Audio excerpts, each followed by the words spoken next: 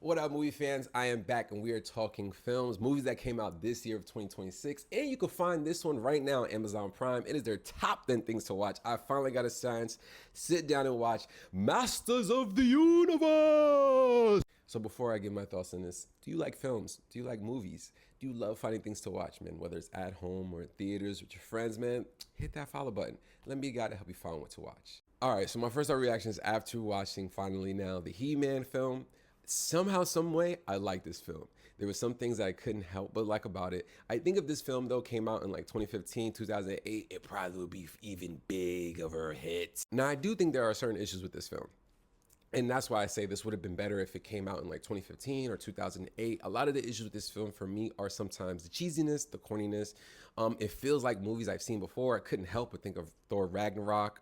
I couldn't help but think of movies like a little bit of Guardians of the Galaxy. It definitely something with stoic and fun. Now, at some points it does work. At some points it really does not for me at all.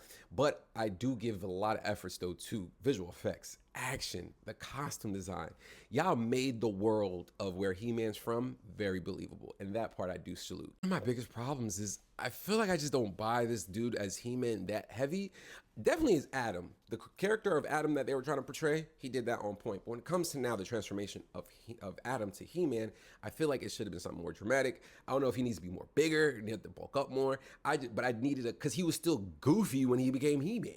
Like, I personally thought Teela was way more badass, way more enjoyable, way more fun to watch than he was in a lot of scenes.